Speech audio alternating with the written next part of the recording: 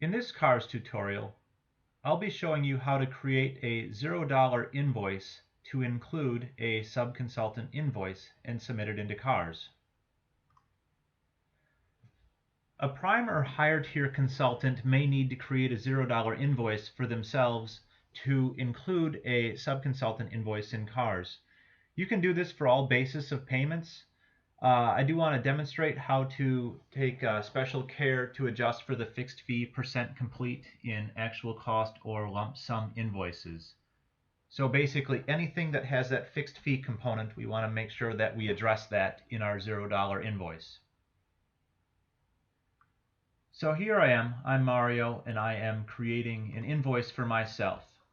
So at this time, I have this amount right here, and I want to send this up to CARS, up to WSDOT.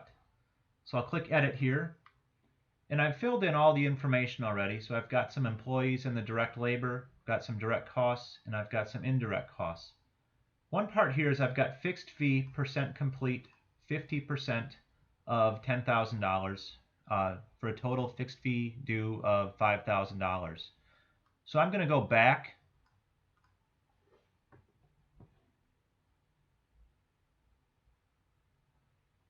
and I'm going to submit this invoice into CARS at WSDOT. So I'll click Submit Invoice. And now the status has moved to Submitted. In the meantime, a subconsultant has told me that they have submitted an invoice to me and would also like to submit into CARS. Since this particular invoice did not include any subconsultant invoices, and I don't want to wait until next month to include their invoice and submit up to CARS, I want to create a $0 invoice for myself right now so I can get my subconsultant invoice into CARS.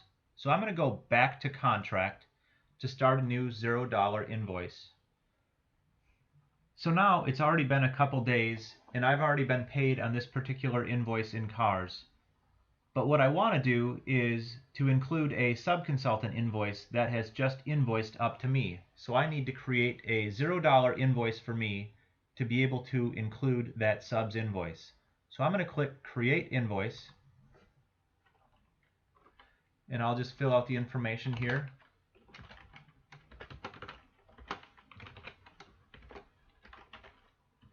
This is my second invoice.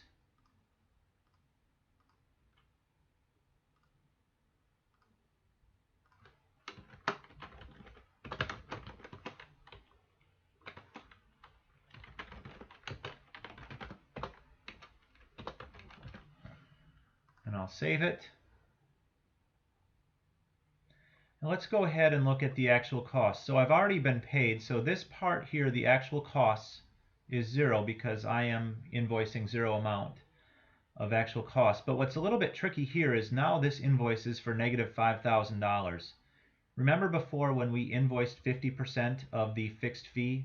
Well, that amount is shown here. So we need to go ahead and adjust the fixed fee percent complete to make sure that we can zero this out.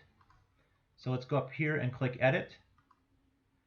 Note this same scenario will happen for lump sums as well. So if you're a lump sum or actual cost invoice, you're going to have to do something in this manner. So I'll put the 50% here and save it.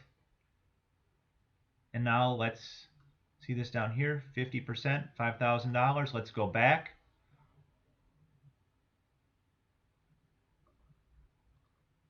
And now we have created a $0 invoice. So now let's go ahead and look to see the subconsultant invoice. So I'll go to Accept Include Invoices. And here's the invoice from C+. I want to go ahead and just look at it briefly.